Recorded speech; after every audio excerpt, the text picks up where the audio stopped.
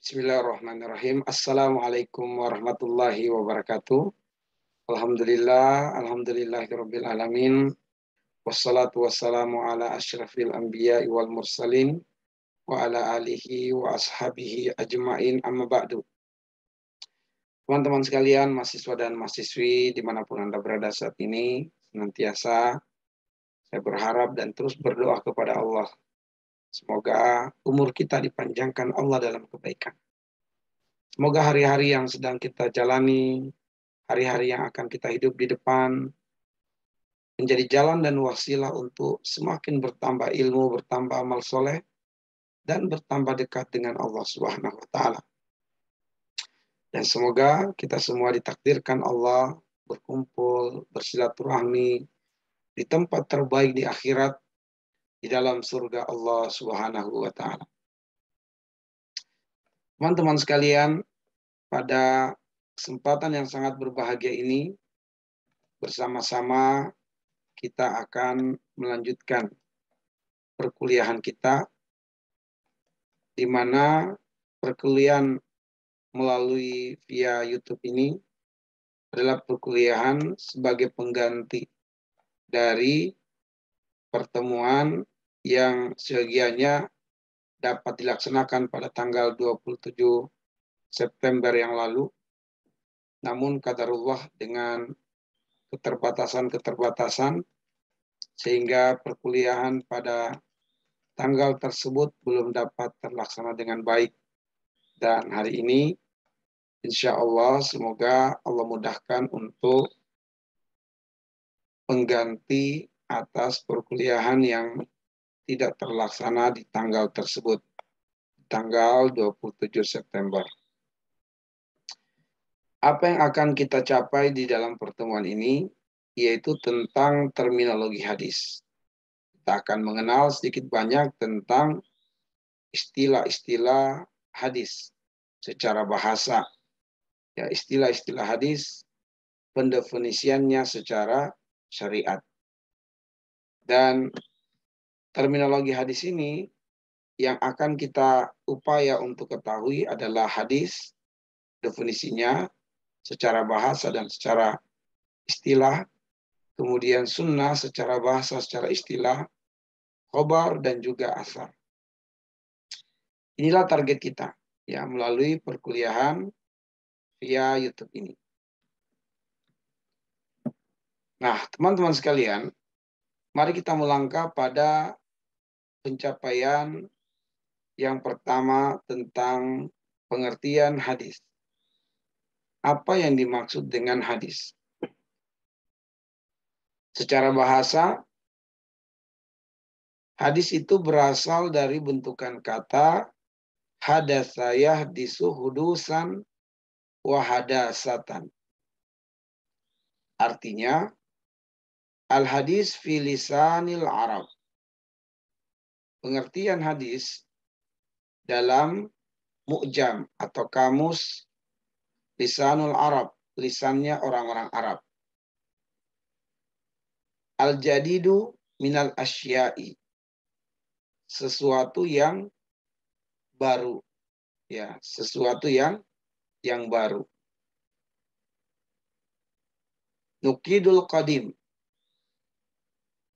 Yaitu lawan dari yang lama. Wa yutlaku alal kalam. Dan dimutlakkan pada perkataan. Qaliluhu wa kathiruhu. Sedikit ataupun banyak. Li'annahu yahdisu wa yatajaddadu syai'an fa syai'an. Karena perkataan itu selalu terbaharukan. Selalu terbaharukan.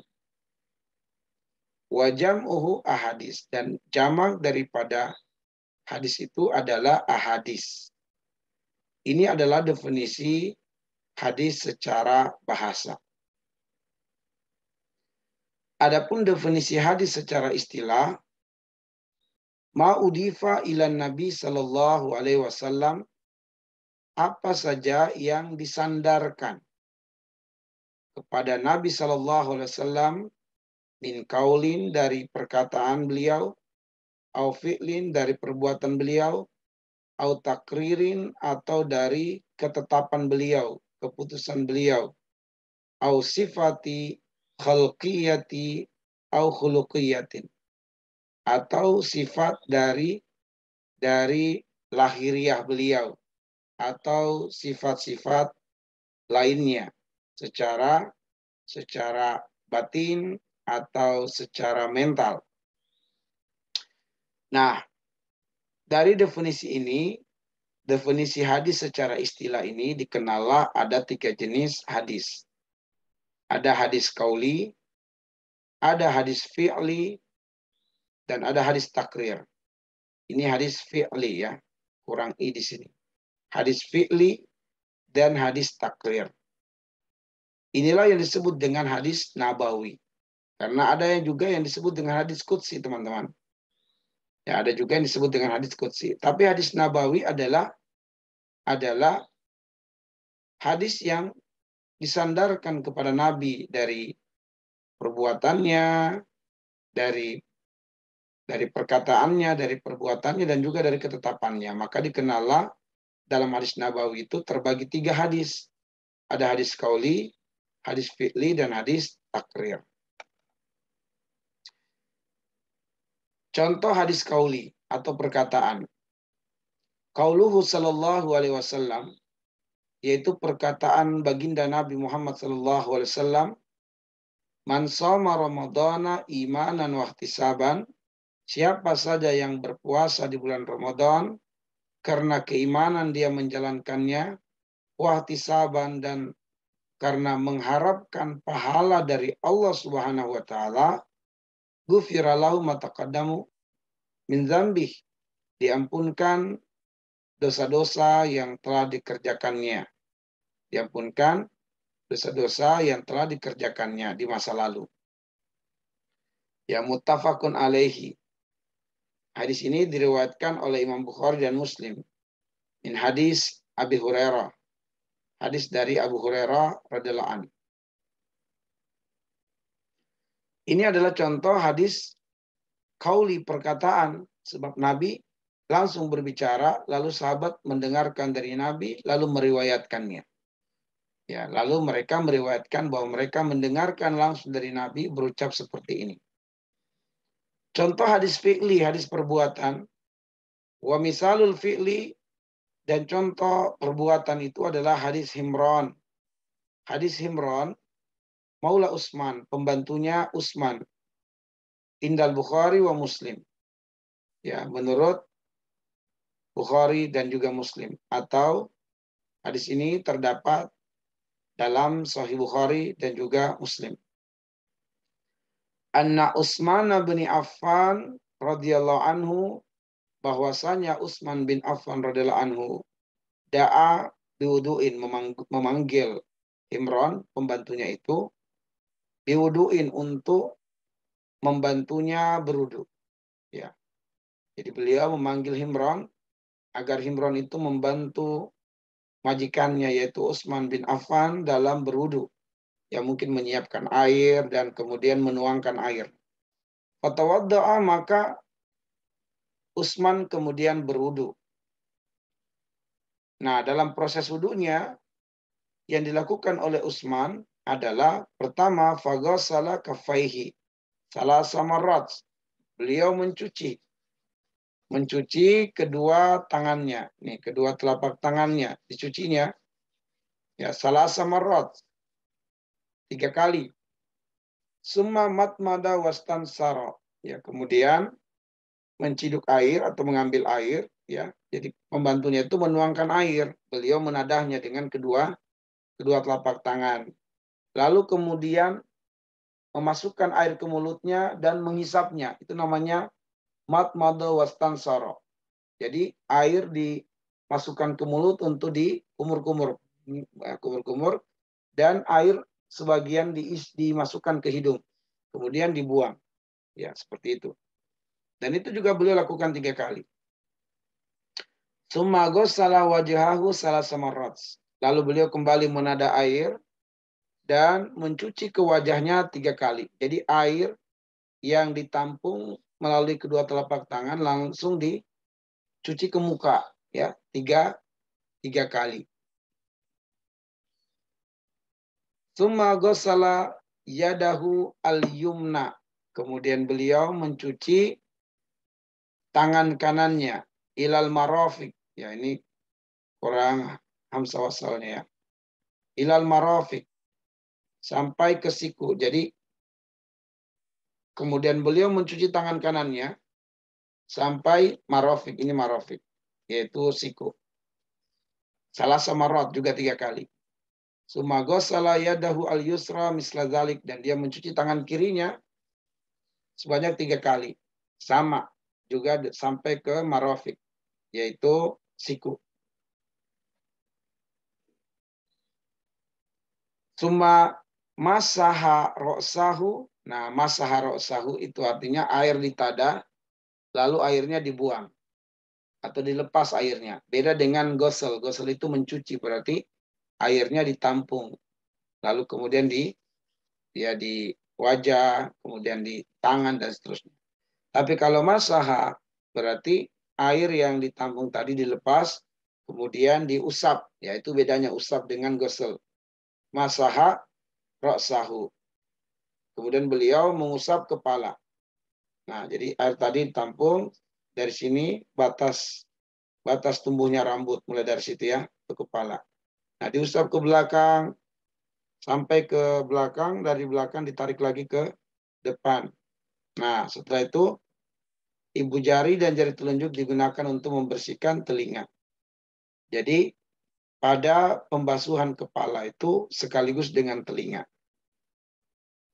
Dan itu beliau lakukan cuma sekali, yaitu Utsman bin Affan melakukannya hanya sekali. Tsumma ghassala rijlahu al-yumna ilal ka'baini salasa marrat. Kemudian beliau mencuci kakinya yang kanan sampai ke mata kaki, ilal ka'bain, sampai ke mata kaki. Salasa marrat, 3 kali. Tsumma ghassala al-yusra misla dzalika, dan dia juga mencuci kaki kirinya seperti itu, sampai ke mata kaki 3 kali. Summa qala, kemudian dia berkata kepada Himron, ya, pembantunya itu, ra'aitu Rasulullah sallallahu alaihi wasallam tawadda'a misla wudu'i hadza. Saya melihat Nabi Muhammad sallallahu alaihi wasallam berwudu seperti wudu saya ini. Nah, ila akhiri, sampai akhir hadis. Jadi di sini Utsman bin Affan mencontohkan bagaimana cara wudu yang dilakukan oleh Nabi Shallallahu Alaihi Wasallam. Maka ini disebut dengan hadis fi'li, hadis perbuatan. Kemudian teman-teman sekalian, hadis takrir, ya, contoh hadis takrir, hadis ketetapan.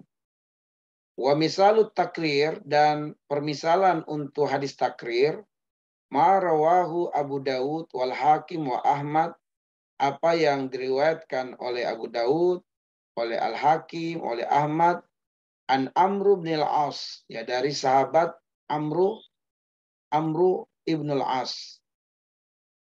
Qala, ya, di mana Amru bin al-As, ya, Amru bin al-As berkata, ihtalamtu fi lailatin baridatin fi ghazwa zatis salasil. Saya telah bermimpi di suatu malam yang sangat dingin pada suatu perang. Jadi beliau ini ihtalam tuh, apa itu ihtalam? Yaitu bermimpi, tetapi mimpi yang mewajibkan mandi. Mimpi yang mewajibkan mandi basah, ya, mandi besar gitu, mandi junub. Ihtalam tuh, beliau kemudian bermimpi di suatu malam yang sangat dingin di suatu peperangan. Fasfaktu in aktasaltu an ahlika. Lalu aku khawatir, ya, kata beliau, ketika aku terbangun dan mendapati dalam kondisi junub yang mewajibkan mandi wajib, mandi besar. Fasfaktu, kata beliau, aku khawatir, in aktasaltu, kalau saya mandi, an ahlika, yaitu saya akan menjadi binasa. Yaitu saya khawatir kalau saya mandi akan ada mudarat besar menimpa diri saya. karena sangat dingin nih, mungkin saya menjadi menggigil, menjadi lemah, menjadi ya ada ketakutan dan kekhawatiran kalau mandi di malam yang sangat dingin tersebut. Akhirnya apa yang dilakukan oleh beliau? Fatayamam tu, aku akhirnya bertayamum. Summa shallaitu bi ashabi, kemudian aku sholat bersama dengan sahabat-sahabatku. Fadzakaru, para sahabat itu menceritakan, fadzakaru zalika, ya mereka para sahabat itu menceritakan kepada Nabi sallallahu alaihi wasallam. Faqala, maka Nabi bersabda kepada Amr bin As, ya Amru, asallaita bi ashabika wa anta junub? Apakah engkau sholat bersama dengan sahabat-sahabatmu wa anta junubun, padahal engkau dalam keadaan junub? Fa akhbartuhu, maka Amr berkata, aku mengabarkan kepada Nabi, billadzi mana'ani minal iktisal, apa yang membuat aku terhalang dari mandi wajib. Wa qultu, aku berkata padanya, ini sami'tullah yaqul, saya yang mendengar Allah berfirman, yaitu tentu beliau sebelumnya pernah mendengar dari Nabi sallallahu alaihi wasallam membacakan wahyu, atau beliau mendengarkan dari sahabat-sahabatnya yang membacakan wahyu ayat Allah surat An-Nisa 29. Jadi beliau ini mengutip ayat di hadapan Nabi sebagai hujahnya, sebagai dasarnya kenapa beliau memilih bertayamum daripada mandi wajib. Ya, ketika beliau bermimpi basah. Allah berfirman, wala taqtulu, dan janganlah kalian membunuh, membinasakan anfusakum, diri-diri kalian.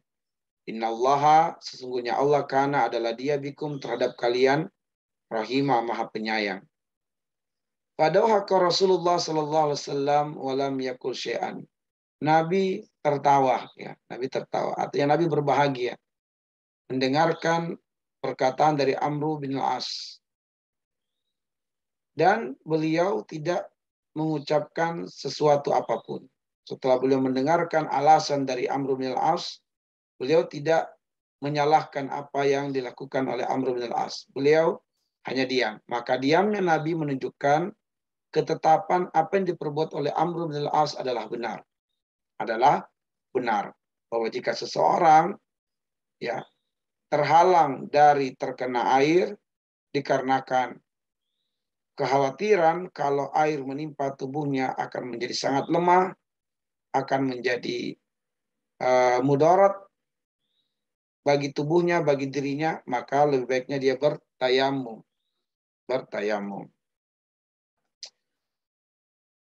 Teman-teman sekalian, sebagaimana yang telah saya sampaikan tadi, bahwa secara garis besar hadis itu terbagi dua. Ada hadis nabawi dan ada hadis qudsi. Arti dan contoh hadis qudsi, wa ammal hadisul qudsiyu awil ilahi fahuwa ma adafahu Nabi sallallahu alaihi wasallam ila Allah tabaraka wa taala. Adapun hadis qudsi atau hadis ilahi adalah apa yang Nabi sallallahu alaihi wasallam sandarkan kepada Allah tabaraka wa taala. Wa misaluhu, dan diantara permisalannya, ma warada fis sahihaini, apa yang terdapat di dalam sahihain, ya, Sahih Bukhari dan Muslim. An Abi Hurairah, dari Abu Hurairah radhiyallahu anhu, anna Nabiyya sallallahu alaihi wasallam, bahwasanya Nabi sallallahu alaihi wasallam qala, bersabda, qala Allah taala, Allah berfirman, ana inda zanni abdi bi, saya tergantung persangkaan hambaku kepadaku. Wa ana ma'ahu idza zakarani, dan saya bersama dengan hambaku idza zakarani, ketika hambaku mengingatku.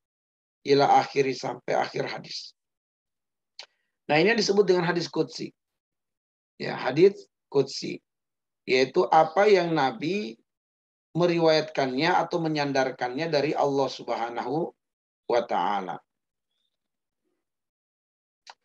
Baik, teman-teman, selanjutnya adalah pengertian sunnah, atau yang akan kita ketahui setelah kita ketahui tentang al-hadis adalah as-sunnah. Apa yang dimaksud dengan sunnah? Sunnah secara bahasa adalah ta'rifuha fil lughah. Definisinya secara bahasa, ia at-tariqatu al-muttaba'ah. Dia adalah jalan yang diikuti. Wasiratu al-mustamirrah.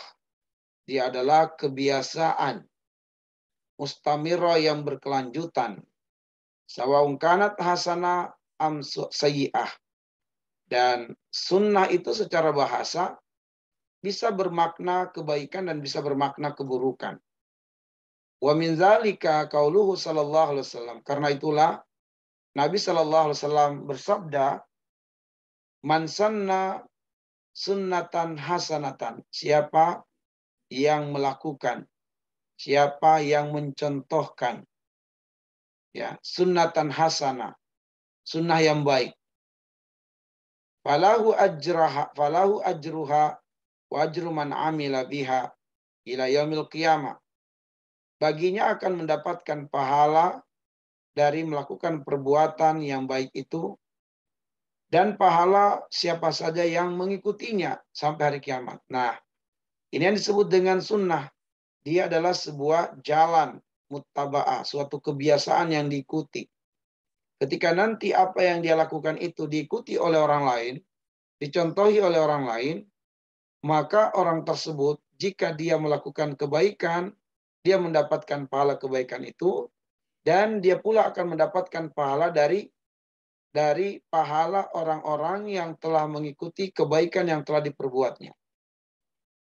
Sampai hari kiamat. Dan sebaliknya, wa man sanna sunnatan sayyi'ah. Di sini ada kata sanna yang hilang nih ya, seperti ini. Man sanna wa man sanna, dan siapa saja yang mencontohkan, melakukan, memperlihatkan, menteladankan sunnatan sayyi'atan, ya sunnah yang buruk, contoh yang buruk, kebiasaan yang buruk, fa alaihi, maka baginya wizruha, keburukan atas apa yang diperbuatnya, yaitu dosa atas apa yang dikerjakannya. Wa wizru man amila biha ila yaumil qiyamah, dan dia pula akan menanggung dosa dari orang-orang yang telah mencontohinya sampai hari kiamat. Sehingga as-sunnah itu secara bahasa artinya adalah jiryanu syai'i bisuhula, mengalirnya sesuatu dengan mudah. Ya, mengalirnya sesuatu dengan mudah. Dengan spontan seseorang melakukan sesuatu. Perhatikan firman Allah, sunnata man qad arsalna qablaka min rusulina wa la tajid li sunnatina tahwila. Sunnah bagi siapa yang telah sungguh kami telah utus sebelum engkau wahai Muhammad. Ya. Min rusulina, dari rasul-rasul kami, wa la tajid li sunnatina tahwila, dan kau tidak mendapati pada sunnah kami, kata Allah, tahwila, perubahan. Apa makna sunnah di dalam ayat ini? Hiya as-siratul mustaqim, jalan yang lurus. Ai at-tariqul wadih, atau jalan yang jelas. Ya, jalan yang jelas, atau wal manhajul qawim, atau jalan yang manhaj, ya manhaj, kurikulum yang jelas, kurikulum yang lurus, kurikulum kehidupan yang benar. Baik. Adapun sunnah secara istilah adalah kullu ma sudira inan Nabi sallallahu alaihi wasallam. Setiap sesuatu yang datangnya atau berasal dari Nabi sallallahu alaihi wasallam, gairul Quran, selain Al-Quran, selain Al-Quran, min kaulin, dari perkataan beliau, au fi'lin, atau perbuatan beliau, au takririn, atau ketetapan beliau.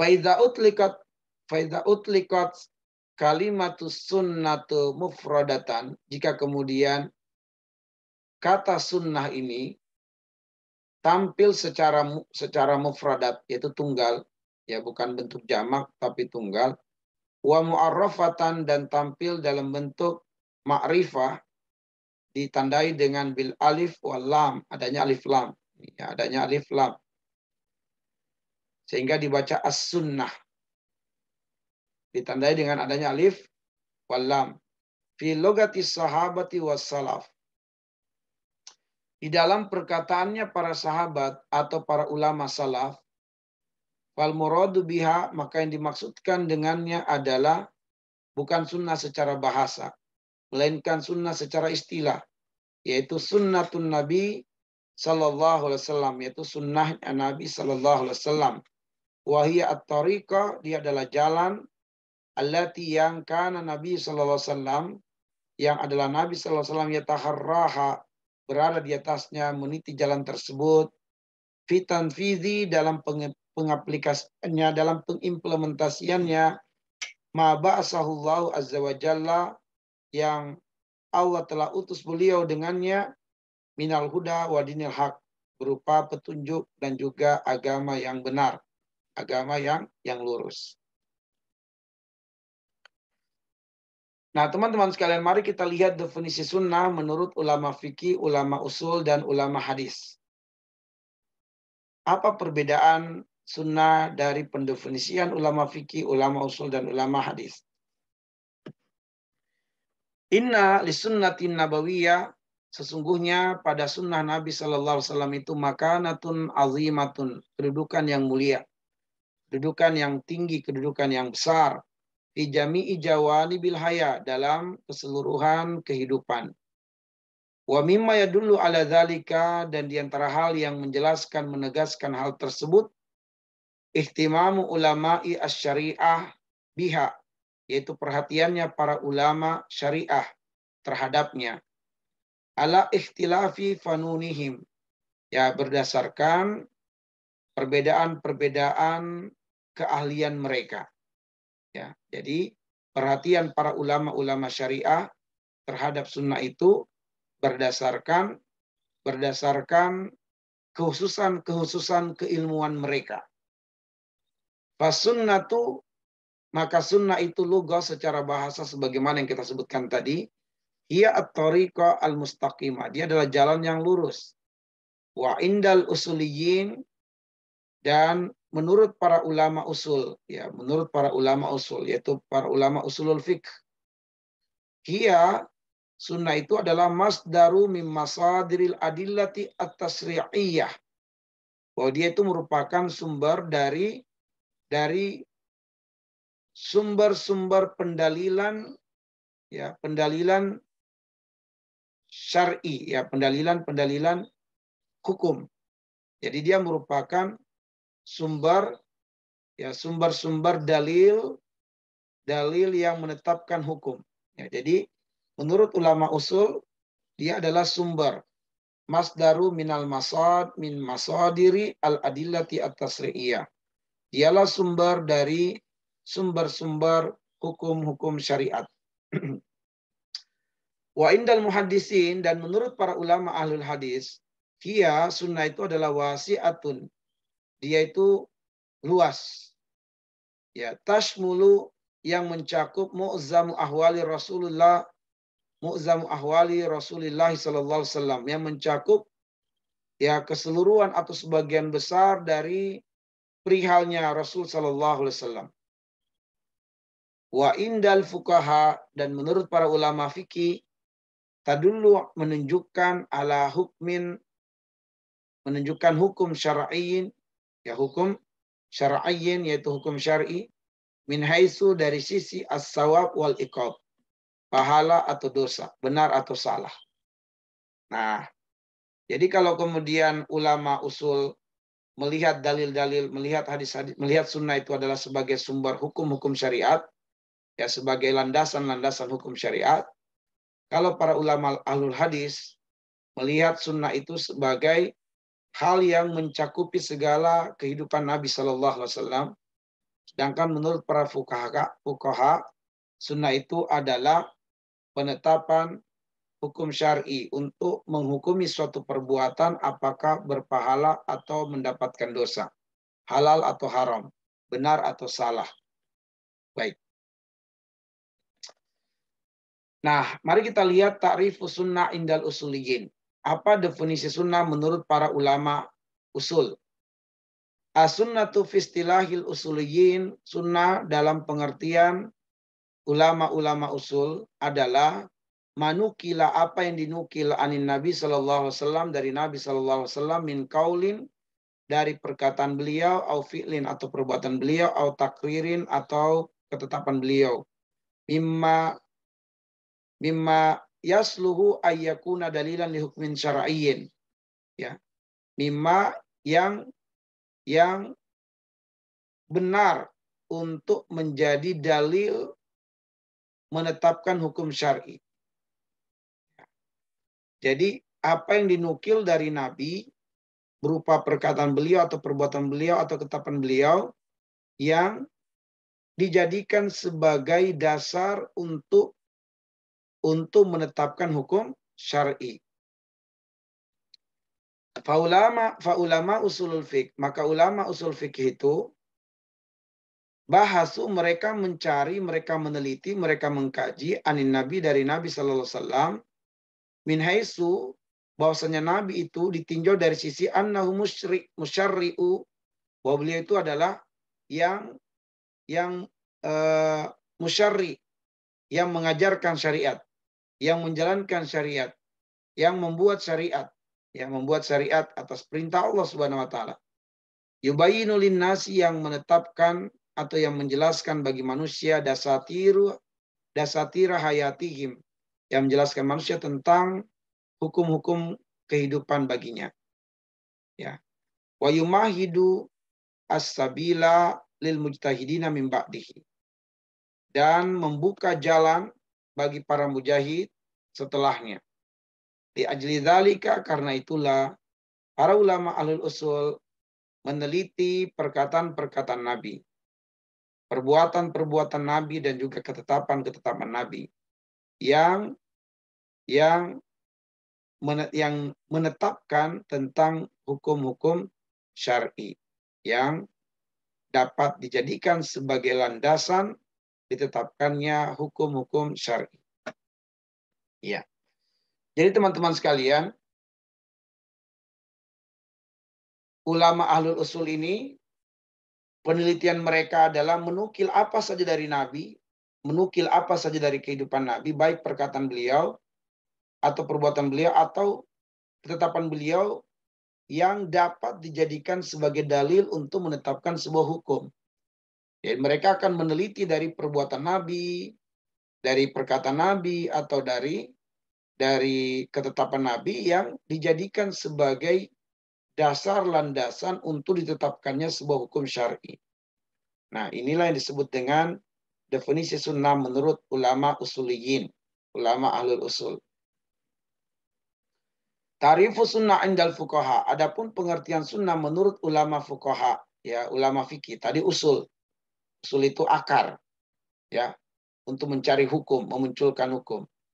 Nah, sedangkan kalau menurut para ulama fikih, as-sunnatu fi istilahil fuqaha, sunnah menurut pendefinisian para ulama ahlul fikih, hiya adalah as-sifatu syar'iyyah, sifatu asy-syari'iyah, yaitu sifat hukum, lil fi'lil matlub, ya, untuk suatu perbuatan yang diperintahkan atau yang diminta, gairu jazim, yang tidak wajib, bihaisu, di mana yusabul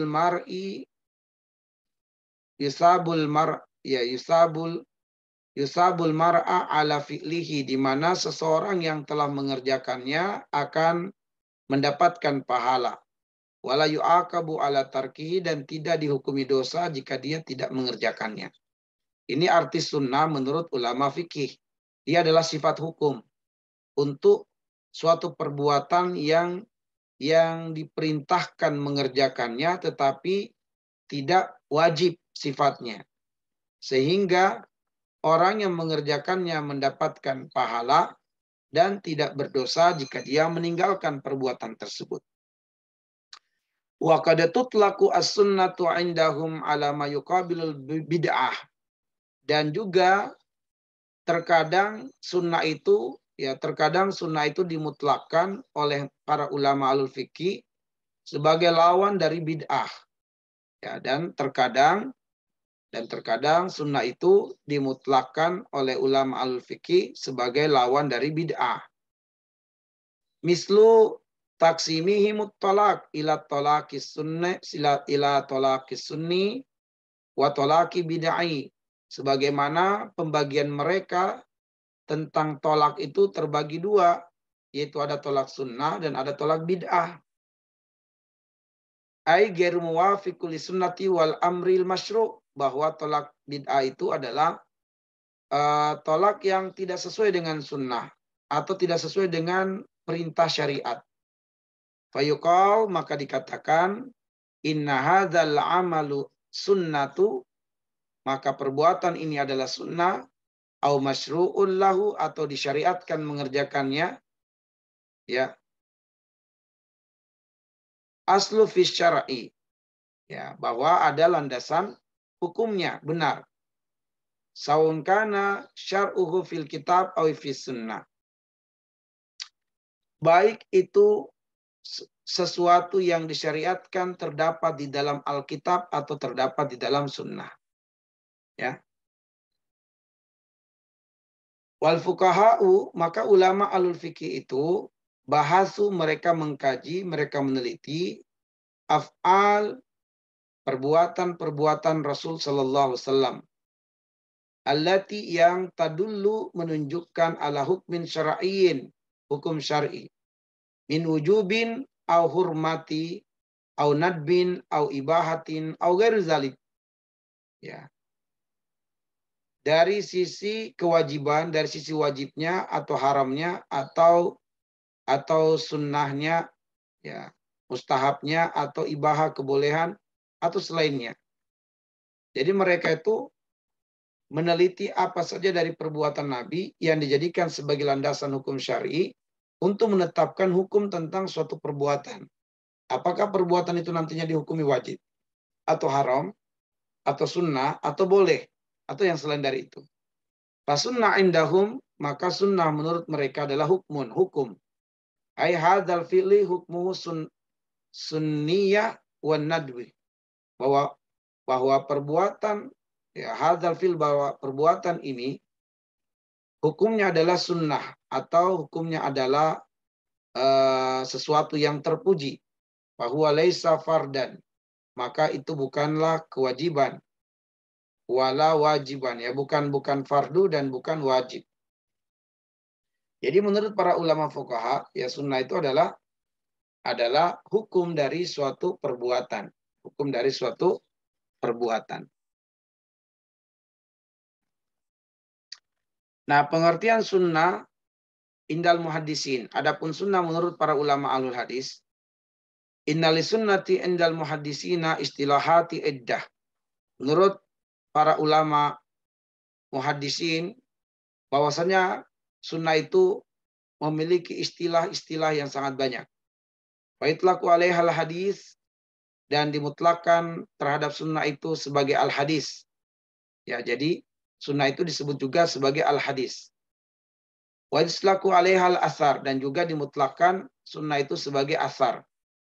Wa fi ma yati ara'a ulama al-hadis fi makna sunnah wal asar wal khabar. Ya. Berdasarkan apa yang datang dari pandangan para ulama al-hadis tentang definisi dari sunnah, asar, dan juga khabar.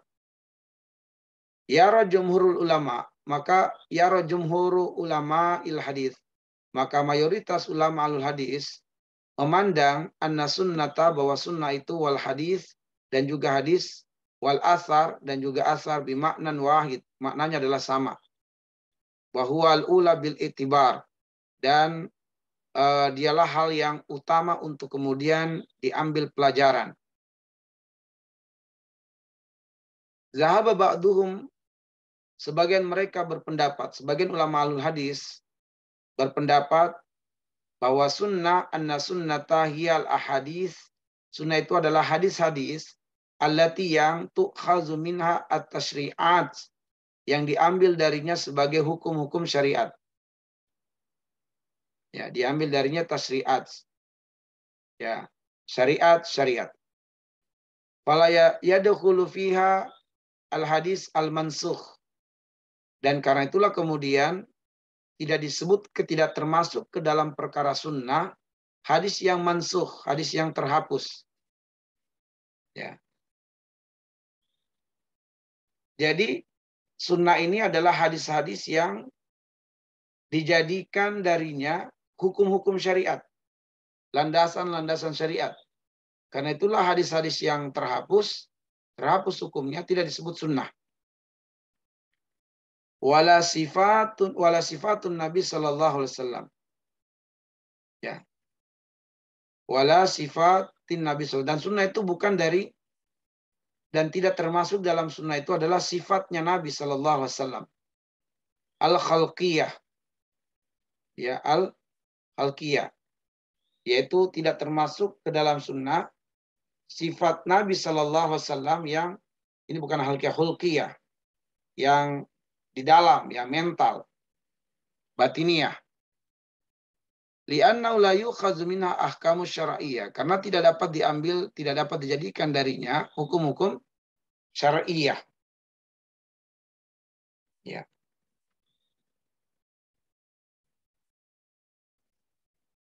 Nah, zahaba ba'duhum, sebagian ulama ahlul hadis lainnya berpendapat ila annal khabar, bahwasanya khabar ausa. Ya, bahwasanya khabar itu adalah ausa, lebih luas minal hadis, dari hadis. Bahwa yasmulu, dia mencakup mawarada anin Nabi SAW, mencakup apa yang datang dari Nabi SAW, wa mawarada an gairihi, dan apa yang datang dari selainnya. Wal hadis huwa faqat manukila anin Nabi SAW, apa yang dinukil dari Nabi saja. Sallallahu alaihi wasallam. Fakullu hadisin khabar, maka setiap hadis itu adalah khabar. Walaysa kullu khabarin hadisan, dan tidaklah setiap khabar itu sebagai hadis. Ya, qala ba'duhum, ya sebagian ulama alul hadis, jadi memang ini banyak sekali pandangan-pandangan ulama alul hadis tentang sunnah ini ya. Berkata sebagian ulama alul hadis, asar itu adalah huwa manusiba ila sahabi, apa yang disandarkan, ya, apa yang disandarkan atau apa yang dinukil dari sahabat-sahabat atau dari tabi'in, murid-muridnya sahabat.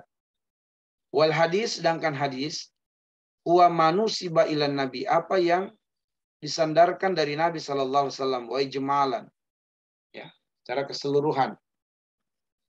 Ya, secara ijmalan, yaitu keumumannya. Fal hadisu fi istilahil muhaddisin, maka hadis dalam istilahnya para muhadis huwa adalah ma'udhifa ilan nabi, apa yang disandarkan kepada Nabi sallallahu alaihi wasallam min kaulin, dari perkataan beliau, au fi'lin atau perbuatan, au takririn atau ketetapan, au sifatin khalqiyatin, au khulqiyah atau sifat lahiriahnya ini ya, tampilannya, pakaiannya, fisiknya, au khulqiyah atau sifat-sifat Nabi yang lainnya seperti beliau pemalu dan seterusnya. Fayakunu, maka fayakunu itlaqus sunnah indal, maka fayakunu itlaqus sunnati indal muhaddisin, maka memutlakkan sunnah, ya, itlaqus sunnah atau kemutlakan sunnah menurut para ulama al-hadis ausa, lebih luas minhu, ya, inda ulama usulil fiqh fuqaha, ya, menurut ulama usul dan ulama fikih, lebih luas daripada khobar. Li'annahum, karena sungguhnya mereka para ulama usul dan ulama usulul fiqh, ya, bahasuna anin Nabi SAW, mereka meneliti dari Nabi SAW, kaunuhu kudwah, karena posisi Nabi itu sebagai kudwah, teladan. Fakullu ma yattasilu bihi, maka apa saja yang disandarkan darinya, ya, apa saja yang berhubungan dengannya, min sirotin, berupa sirah, ya, jalan hidupnya Nabi, kebiasaan hidupnya Nabi, wasyama'ili, dan mencakup segala sesuatu yang berkenaan dengan kehidupan Nabi, lahiriahnya, tampilan lahiriahnya, wa khuluqi wa akhbar, ya, ya, khuluknya Nabi SAW, wa akhbar, dan juga berita-berita, wa aqwal, perkataan-perkataan, wa af'al, dan perbuatan-perbuatan, wa maudhi'un, ma huwa maudhi, itu adalah mau diihtimam merupakan mau difokus atau judul-judul atau hal-hal yang menjadi perhatian mereka para ulama usul fiqh. Sawa'un kana yusbitu bihi hukmun syar'iyyun amla. Baik kemudian dapat dijadikan sebagai hukum syar'i ataupun tidak. Jadi perhatiannya para ulama usul fikih itu adalah pada apa yang tersebutkan tadi berupa sirah Nabi, syama'il, wa khuluqin, ya akhlaknya beliau, akhbar, berita-berita tentang beliau, akwal, perkataan-perkataan beliau, af'al, perbuatan-perbuatan beliau. Itu merupakan judul-judul atau bagian-bagian atau fokus-fokus yang menjadi perhatian para ulama usul fiqh, ya, baik itu dapat dijadikan hukum syari atau tidak. Mereka akan meneliti dan mereka akan mengkajinya. Nah, inilah definisi sunnah. Baik, jadi teman-teman sekalian, memang sunnah menurut para ulama hadis itu banyak pengertiannya. Di antara mereka berpendapat sunnah itu sama dengan asar, sama dengan hadis, sama dengan khobar. Di antara mereka berpendapat tidak. Ya, khabar itu lebih luas daripada sunnah. Ya, dan ada lagi yang berpendapat sunnah lebih luas daripada khabarnya. Begitulah kedalaman ilmu para ulama kita, sehingga kemudian mereka keluasan ilmunya, mereka beristimbat, menetapkan hukum berdasarkan ilmu yang Allah amanahkan kepada mereka tentang hadis, tentang sunnah. Apa yang dimaksud dengan khabar, teman-teman sekalian? Mengingat tadi kita sedikit banyak berbicara atau menyinggung tentang khabar juga dan asar. Fal khabar manahu fil lugha, maka khabar itu secara bahasa artinya adalah khabar itu maknanya secara bahasa adalah al marwi alladhi yatamil as-sidqi wal kadzab. Secara bahasa ya. Al marwi sesuatu yang diriwayatkan dan mencakup di dalamnya, ya, di dalam konten yang diriwayatkan itu as-sidqu wal kadzab. Ada yang benar dan ada yang salah. Itu kalau khabar. Jadi khabar itu berita, informasi. Ya, berita atau informasi atau sesuatu yang diriwayatkan, sesuatu yang disampaikan. Di mana kontennya, kandungan di dalam berita informasi itu bisa benar, bisa salah. Ya, bisa benar dan bisa salah. Nah, wa manau fi istilahil muhaddisin, adapun istilahnya menurut para ulama ahlul hadis, muradiful lil hadis. Persamaannya ya muradiful lil hadis, yaitu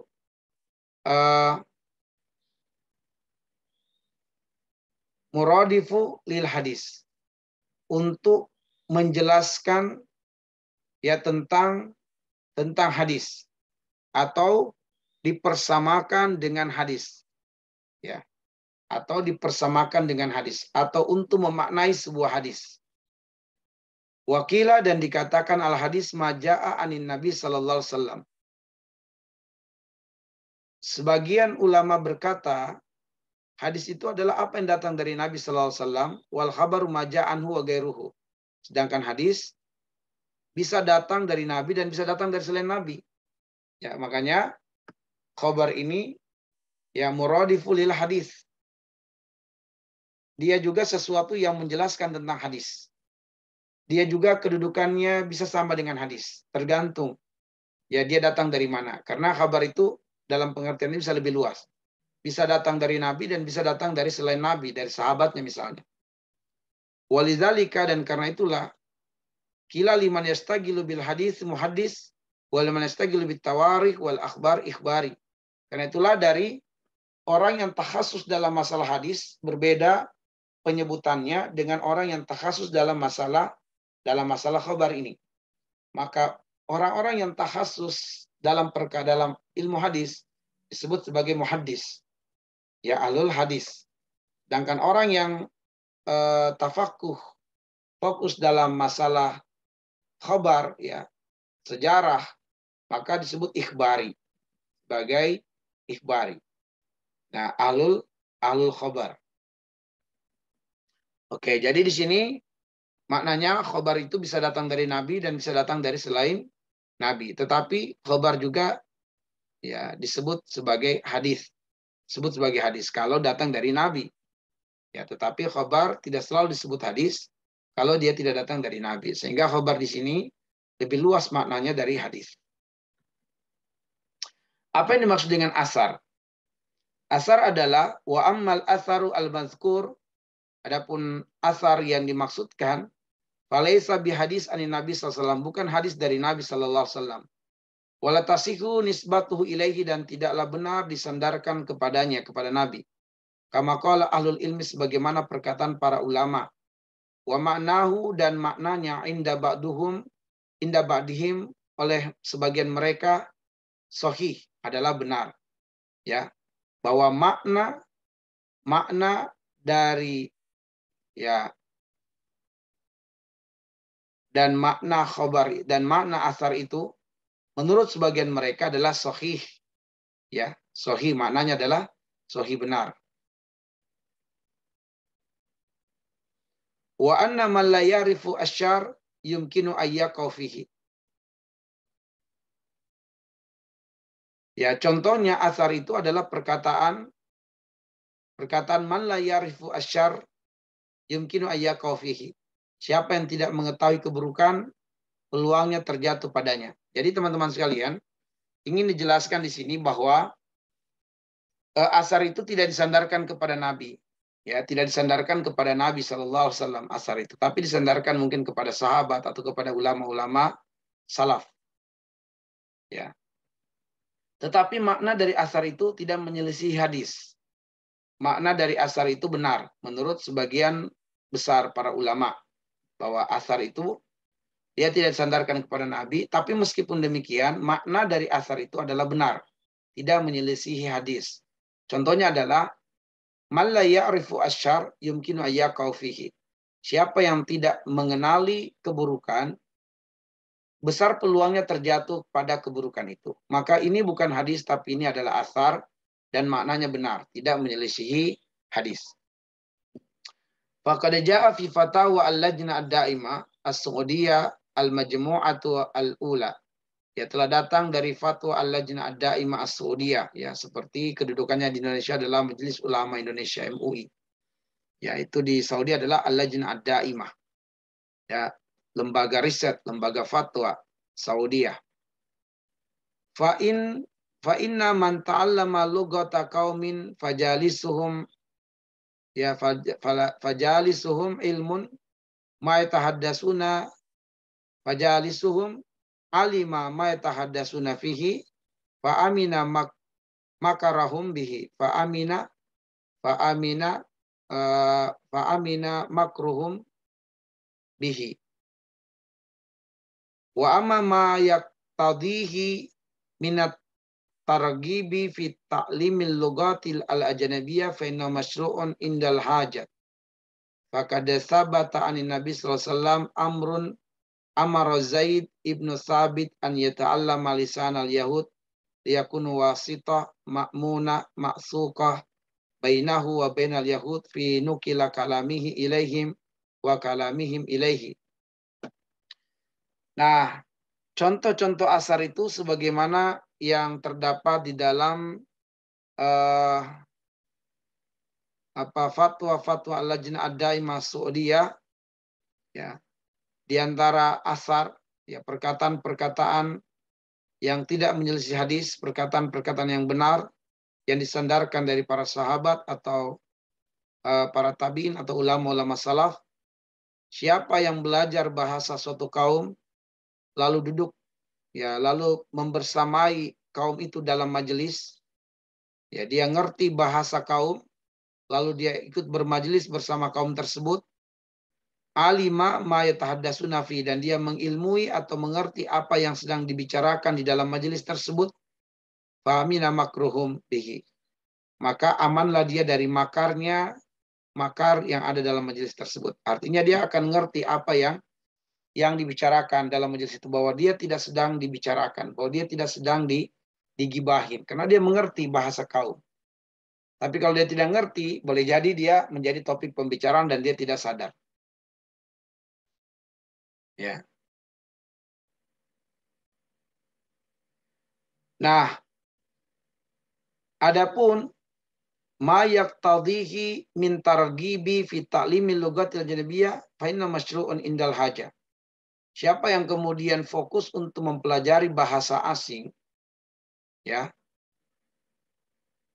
maka dalam keadaan tertentu itu adalah masyru' diperintahkan. Ya.